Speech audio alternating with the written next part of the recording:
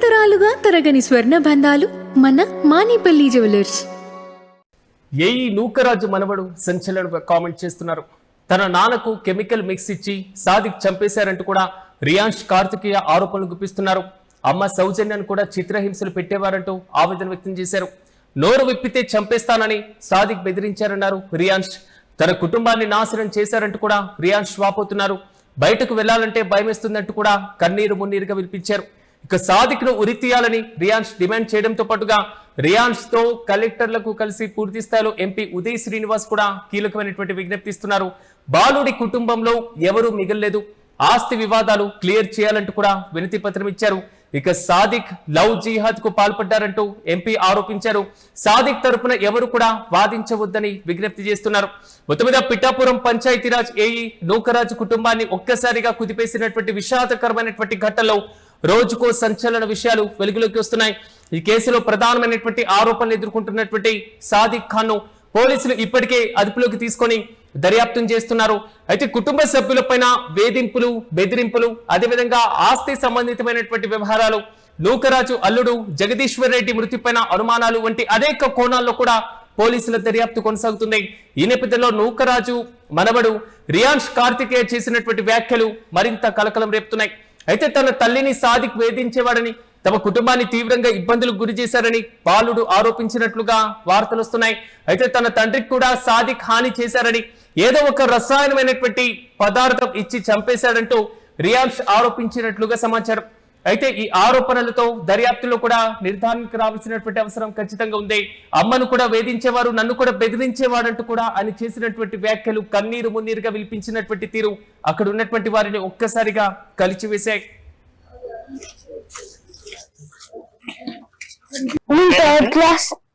నా పేరు కవోలి రియాన్స్ కార్తికేయ రెడ్డి. నేను ఇప్పుడు 5th క్లాస్ లో స్టడీ చేస్తున్నాను. నేను లక్ష్య స్కూల్లో చదువుతాను. నాకు థర్డ్ క్లాస్ నుంచి పరిచయం. రైఫిల్ షూటింగ్ స్పోర్ట్ అంటే నాకు చాలా ఇష్టం. అందుకని అది స్కూల్ నుంచి తీసేస్తున్నారని అది నాకు ఫోన్ నెంబర్ ఇచ్చారు. నా అకాడమిక్ రారియో అని ఇచ్చారు. అప్పటి నుంచి కొంచెం టచ్ గా అయ్యారు. అప్పటి నుంచి మమ్మీని చాలా కొత్తగా మరి స్టార్ట్ చేశారు. అప్పటి నుంచి నాకు చాలా భయం వేసింది.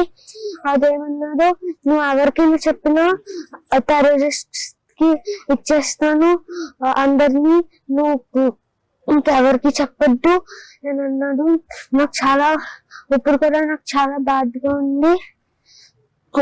అది చాలా పెద్ద పనిష్మెంట్ రావాలి. నాకైతే మమ్మీ రోజు కొట్టేవాడు. మమ్మీ చాలా ఏడ్చేది. నాకు చాలా బాధగా ఉంది దాని గురించి. ఇంకేం అసలు అదంటే చాలా పెద్ద పనిష్మెంట్ రావాలి. డాడీ ప్రోటీన్ షేక్ లో కూడా ఫిజియోథెరపీ సెంటర్ దగ్గర ఏదో కెమికల్ మిక్స్ చేసేసి డాడీని కూడా చంపేశాడు. నా హోల్ ఫ్యామిలీ లోన్ చేసేసాడు. అది చాలా పెద్ద పనిష్మెంట్ ఉండాలి. నాకు చాలా బాధగా ఉంది. అది నీకు అసలు వదులుతోంది. అప్పుడు తన తల్లి సౌజన్యను సాదిక్ తీవ్రంగా వేధించేవాడని ఆరోపణలు గుప్పిస్తున్నాయి. కుటుంబంలోని ఉన్నటువంటి వ్యక్తిగత విషయాలను కూడా తెలుసుకుని వాటిని ఉపయోగించి బెదిరింపులకు పాల్పడ్డారని సౌజన్య రాసినట్లుగా చెప్తున్నటువంటి లేఖలోనూ ఆరోపణలు ఉన్నాయి. ప్రధానంగా ఈ అంశాన్ని పరిశీలించినప్పుడు తాను నోరు విప్పితే చంపేస్తానని సాదిక్ బెదిరించాడని రియాన్స్ చెప్పినట్లుగా తెలుస్తున్నాయి. అయితే ఈ కారణంగా బయటకు వెళ్లాలన్న భయంగా ఉందని బాలుడు ఆవేదన వ్యక్తం చేస్తున్నటువంటి విజువల్స్ ప్రస్తుతం సోషల్ మీడియాలో వైరల్ గా మారుతున్నాయి. అయితే ఈ కేసులో మరో కీలకమైనటువంటి అంశం సౌజన్య భర్త జగదీశ్వర్ రెడ్డి మృతి. కొంతకాలం క్రితం ఆయన అనారోగ్యంతో మృతి చెందినట్లుగా భావిస్తున్న తాజాగా వెలుగులోకి వస్తున్నటువంటి ఆరోపణలు ఆ మరణం పైన కూడా అనుమానాలను ఒక్కసారిగా పెంచుతున్నాయి. సాదిక్ తన తండ్రికి కెమికల్ మిక్స్ ఇచ్చి చంపేశాడని రియాన్స్ ఆరోపించినట్లుగా తెలుస్తుంది. ఇక సౌజన్య రాసినట్లుగా చెప్తున్నటువంటి లేఖలోనూ తన భర్త మరణం పైన అనుమానాలు వ్యక్తమవుతున్నట్లుగా పలు కీలకమైనటువంటి అంశాలు కలకలం రేపుతున్నాయి. ఇది అత్యంత తీవ్రమైనటువంటి ఆరోపణ కావడంతో ఫోరెన్సిక్ తో పాటుగా వైద్యులు, అదేవిధంగా పోలీసులు దర్యాప్తు ద్వారా వాస్తవాలు మరింత నిర్ధారణ కావాల్సినటువంటి అవసరం ఖచ్చితంగా ఉంది. అయితే ఆగస్టు 16న రాత్రి నూకరాజు, ఆయన భార్య మీనా, కుమార్తె సౌజన్య, మనవడు రియాన్స్ రాజమహేంద్రవరం ఉన్నటువంటి గోదావరి నదిలోకి దూకినటువంటి ఘటన తీవ్ర విషాదాన్ని మిగిల్చినటువంటి సంగతి తెలిసిందే. అయితే ఈ ఘటనలో రియాన్ష్ ఈత రావడంతో ప్రాణాలతో బయటపడ్డాడు.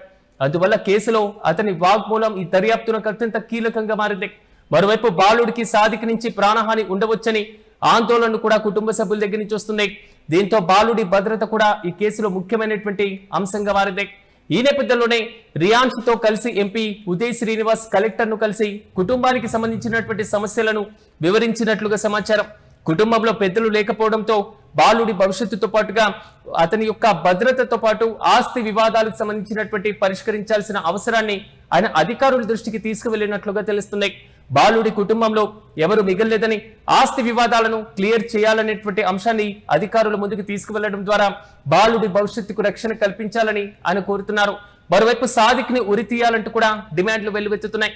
తన కుటుంబం ఎదుర్కొన్నటువంటి పరిస్థితులపైన తీవ్ర ఆవేదన వ్యక్తం చేసినటువంటి రియాన్ష్ సాదిక్ కు కఠినమైనటువంటి శిక్ష విధించాలని డిమాండ్ చేసినట్లుగా తెలుస్తుంది.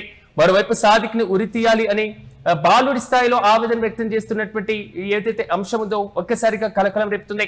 అయితే నిందితుడికి శిక్ష విధించేటువంటి అంశం పూర్తిగా చట్టపరమైనటువంటి అంశాలకు లోబడి ఉన్న ఒకవైపు రియాన్ష్ కు సంబంధించినటువంటి సెక్యూరిటీ కల్పన, మరోవైపు ఈ కేసు వ్యవహారాన్ని త్వరితగతిన ఛేదించాల్సినటువంటి బాధ్యత పోలీసుల ముందు ఒక పెను సవాల్గా ఉద్భవించింది.